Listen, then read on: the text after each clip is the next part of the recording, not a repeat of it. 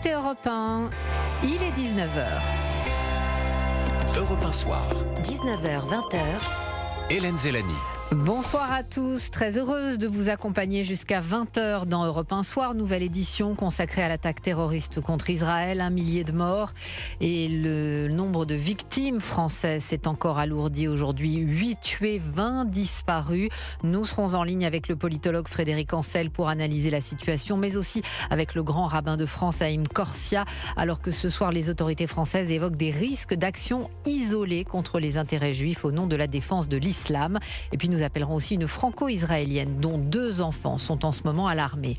Dans ce journal, la France insoumise a bien du mal à justifier ses prises de position sur le Proche-Orient. Journée très compliquée pour le parti qu'on va vous raconter dans un instant. La position d'Israël vis-à-vis des otages, il serait au moins 150. La perpétuité requise contre le seul accusé des assassinats de Magnanville. Et puis le mondial de rugby. Antoine Dupont à l'entraînement avec le 15 de France. Reste à savoir s'il pourra jouer les quarts dimanche. Bonsoir Marlène Durel. Bonsoir Hélène. La tendance météo. Alors il fera toujours chaud demain avec beaucoup de soleil sur une grande partie du pays, mais les brouillards et autres grisailles matinales vont se généraliser davantage au réveil. Et je vous dirai où à la fin du journal. Suspense, à tout à l'heure. Europe 1. Et donc cette sale journée pour la France insoumise au cœur de toutes les critiques pour son incapacité à condamner le terrorisme du Hamas, y compris à gauche d'ailleurs. Alexis de la Fontaine, vous êtes à l'Assemblée nationale. Toute la journée, LFI a tenté de se justifier sans succès. Oui, depuis ce matin, la France insoumise continue sa stratégie de banalisation du Hamas. Interrogée sur sa définition du Hamas, Mathilde Panot joue l'ambiguïté. C'est la branche armée qui, aujourd'hui, est responsable de crimes de guerre. Voilà. Et c'est largement documenté, vous pourrez...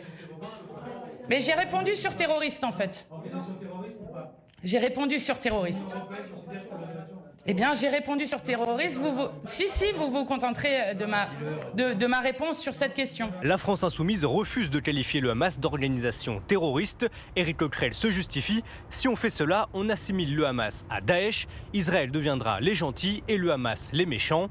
L'Assemblée nationale a ensuite respecté 1 minute de silence.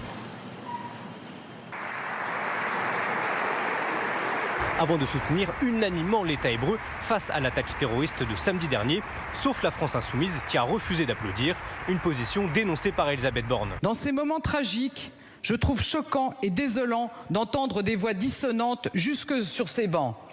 C'est par la cohésion nationale et par la défense de nos valeurs républicaines que nous pourrons être à la hauteur. La position de la France insoumise insupporte également ses alliés de la NUPES. Le Parti socialiste annonce suspendre temporairement ses relations et son travail avec le mouvement de Jean-Luc Mélenchon. De son côté, le leader insoumis dénonce une lapidation médiatique contre son parti. Alexis de la Fontaine à l'Assemblée. Et selon une enquête qui paraît aujourd'hui, plus de la moitié des Français, 57%, considèrent que la France insoumise est dangereuse pour la démocratie. Contre 52 au Rassemblement national. Enquête annuelle Ipsos Soprasteria pour Le Monde, le Cevipof, la Fondation Jean Jaurès et l'Institut Montaigne. A noté que 44% des Français jugent le RN prêt à gouverner. Chiffre en nette hausse par rapport à l'an dernier. Ce soir, le bilan de l'attaque terroriste du Hamas contre Israël s'est encore alourdi. Il dépasse désormais le millier de morts. Dans le kibboutz de Be'eri, les secouristes se sont retrouvés face à une vision d'horreur. Plus de 100 personnes assassinées, des enfants, des bébés, des personnes âgées. Et puis selon le tout dernier bilan du Quai d'Orsay, 8 Français font partie des victimes, 20 sont portés disparus. De nombreux étrangers font en effet partie des 150 otages du Hamas. Ce soir, les familles des otages américains ont pris la parole à Tel Aviv. Elles appellent l'administration Biden à l'aide. Ariane Ménage.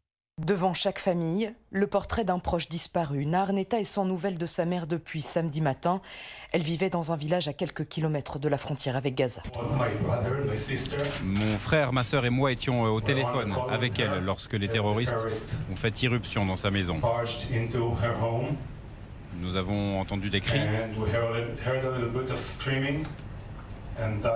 Et c'était notre dernier contact avec elle. La plupart des otages civils ont été capturés dans ces petits villages, des communautés décimées par les attaques terroristes du Hamas.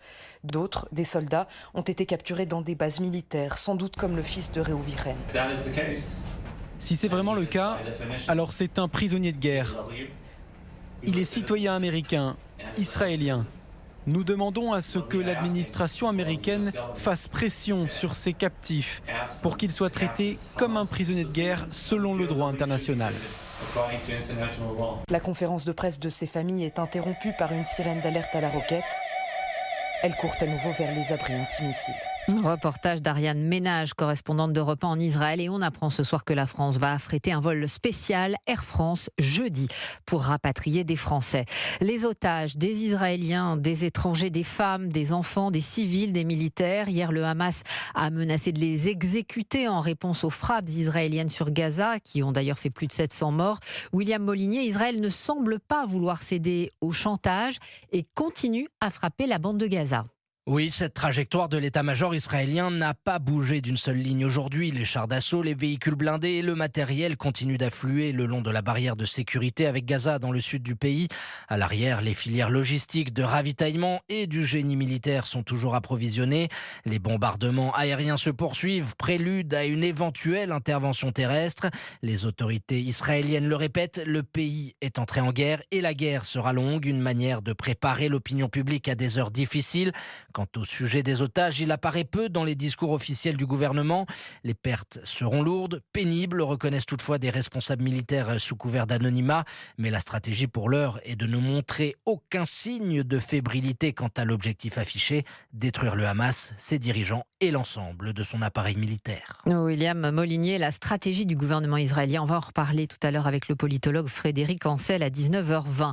L'attaque contre Israël continue à susciter l'émotion en France. En ce moment même, un rassemblement de soutien se tient à Lyon sur la place Bellecour. Jean-Luc Bougeon, et vous êtes sur place. Oui, ce sont environ 1 millier de personnes qui sont réunies depuis maintenant une demi-heure sur cette place Bellecour. C'est actuellement le temps des discours sous haute protection policière. On peut voir également de nombreux drapeaux français et israéliens entremêlés, symbole du soutien de la France et de Lyon au peuple israélien. De nombreux élus sont présents au premier rang, parmi lesquels le maire de Lyon, l'écologiste Grégory Doucet, qui dès hier avait fait tisser le drapeau de l'État hébreu au fronton de l'hôtel de ville. Mais il y a aussi des anonymes, bien sûr, qui sont venus nombreux, à l'image de Mégane, qui a de la famille en Israël et qui vit des jours très difficiles. Aujourd'hui, on a peur parce qu'ils ont décapité des enfants, ils ont tué des civils, ils sont rentrés chez eux, ils les ont brûlés. Enfin, je veux dire, il faut montrer ça au monde entier. Et en fait, il faut tous qu'on soit unis, juifs, musulmans, chrétiens. Il faut tous qu'on soit unis dans cette barbarie parce que c'est une barbarie et c'est des terroristes, les gens du Hamas. On a été attaqués en traître un jour de Shabbat, un jour de fête. Voilà, mais ce rassemblement n'est pas que celui de la communauté juive. Exemple avec Gérard, qui se définit comme athée, mais qui voulait venir ici ce soir pour affirmer son soutien au peuple israélien, choqué par les images qui tournent en boucle depuis ce week-end. Je ne suis pas juif, mais je viens parce que je suis contre la barbarie, tout ce qui se passe. C'est inadmissible et ça concerne tout le monde. Ça ne concerne pas uniquement un pays, ça concerne la terre entière. Des enfants, des bébés, des vieillards. Non, c'est inadmissible. Il faut que ça cesse, quoi. Il faut trouver une solution, qu'on puisse vivre finalement en paix. Voilà, un rassemblement qui se poursuit et qui réunit également les représentants des églises catholiques et protestantes sur la place Bellecour. Jean-Luc Bougeon en direct de Lyon, puis à Marseille, un rassemblement pro-palestinien prévu sur le Vieux-Port a été interdit. Nous allons consacrer la totalité de la deuxième partie d'Europe 1 Soir à l'attaque terroriste du Hamas, notamment avec le grand rabbin de France, Haïm Corsia. N'hésitez pas à nous appeler dès maintenant au 01 80 20 39 21, 19h10. Dans un instant, les réquisitions au procès des assassinats de Magnanville, une intrusion violente dans un lycée d'Épernay et Antoine Dupont à l'entraînement. A tout de suite. Europe 1 Soir. 19h12, le procès de l'assassinat de 2 policiers à Magnanville touche à sa fin. Aujourd'hui, c'était l'heure des réquisitions à l'encontre du seul accusé, Mohamed Lamine Beyrouz, jugé pour complicité. Jean-Baptiste Marty, vous assistiez à l'audience. L'avocate générale a demandé la perpétuité. Elle estime qu'il était bien présent dans la maison du couple au moment de l'attaque. Oui, pour l'avocate générale, pas l'ombre d'un doute, il n'y a pas de loup solitaire dans ce dossier. ADN retrouvé sur l'ordinateur des policiers assassinés, messages cryptés effacés, lien de longue date avec le terroriste. Debout sur la droite du président, elle déconstruit un à un les arguments de la défense. Face à de nombreux proches des victimes, certains les larmes aux yeux, elle poursuit. La décision que vous avez à rendre, monsieur le président, est attendue par la société qui a été touchée en plein cœur. Un réquisitoire salué par les avocats des parties civiles. Thibault de Montbrial défend la mère de la policière assassinée. La famille de Jessica Schneider est évidemment satisfaite. Ça montre la parfaite compréhension des magistrats du parquet antiterroriste de ce dossier. C'est qu'au-delà des faits, c'est la dangerosité de Mohamed Lamine Alrouz qui a été mise en exergue.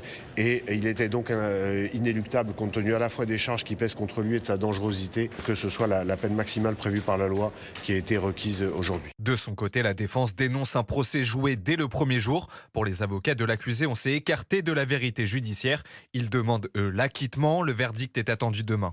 Jean-Baptiste Marty à la cour d'assises spéciale de Paris pour Europe 1. C'est une scène particulièrement choquante qui s'est déroulée la semaine dernière dans un lycée d'Épernay dans la Marne. 7 jeunes s'en sont pris à un élève, d'abord à l'extérieur, puis à l'intérieur de l'établissement. Ils l'ont roué de coups et ont même menacé le proviseur avec un couteau. 4 d'entre eux ont déjà été jugés en comparution immédiate, Thibaut Hu. Oui, ils ont écopé de peine de prison avec sursis, sans mandat de dépôt et ont été libérés. Ces individus ont été très rapidement retrouvés par les forces de l'ordre et ce grâce aux plaques d'immatriculation de leurs 2 véhicules relevées au moment des faits. Ces jeunes hommes ont passé à tabac un adolescent de 15 ans et ces agresseurs vêtus de noir et cagoulés ont été tenaces. Sur des vidéos postées sur X, anciennement Twitter, on les voit enjamber la barrière de l'entrée du lycée pour le pourchasser avant d'être stoppés à temps par le proviseur que l'un d'entre eux a menacé avec un couteau. La victime légèrement blessée a été conduite au commissariat pour une audition. Ses camarades ont ensuite signalé la présence d'un individu muni d'un couteau près du lycée. D'après une source policière, il s'agirait d'une connaissance de la victime, lui aussi âgé de 15 ans. Il est connu des services de police. L'ensemble des suspects entendus pendant leur garde à vue ont tous avoué leur implication. Thibaut Hu, on va passer au rugby. Le 15 de France prépare son quart de finale de la Coupe du Monde dimanche face à l'Afrique du Sud. Cet après-midi, un rendez-vous particulièrement attendu à Rueil-Malmaison. C'était en effet la première fois que le capitaine Antoine Dupont reprenait les entraînements avec contact depuis sa fracture à la mâchoire. Martin Lange, la question que tout le monde se pose, c'est est-ce qu'il va jouer dimanche ? Eh bien en tout cas ça en prend le chemin. On savait depuis hier qu'Antoine Dupont avait reçu le feu vert de son chirurgien pour reprendre l'entraînement avec contact 17 jours seulement après son opération. Eh bien cet après-midi sous le soleil de Rueil-Malmaison, on a vu le demi-mêlée tout sourire. Chasuble bleu sur le dos, c'est important car les chasubles bleus ce sont ceux des titulaires. Fabien Galtier et son staff envisagent donc très sérieusement de faire débuter Dupont dimanche contre les Springboks. Antoine Dupont qui ne portait pas de protection particulière, ni masque ni casque. Il a d'abord échangé quelques passes avec le centre Arthur Vincent avant un échauffement plus intense avec des sprints. On l'a enfin vu ballon en main mener l'attaque des Bleus face à des jeunes du Racing. Il a subi ses premiers plaquages visiblement sans encombre. Alors pour ne rien vous cacher Hélène, nous n'avons eu accès qu'aux 15 premières minutes d'entraînement. L'intensité a encore dû monter d'un cran. Mais ce soir tous les signaux sont au vert pour Antoine Dupont. Il lui reste encore une grosse journée d'entraînement demain pour tester sa mâchoire. Et si tout se passe bien, il sera dans l'équipe annoncée par Fabien Galtier vendredi midi au Stade de France.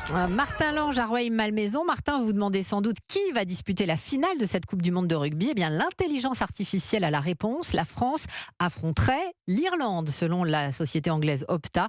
Et l'Irlande serait même légèrement favorite pour la victoire. On verra bien le 28 octobre.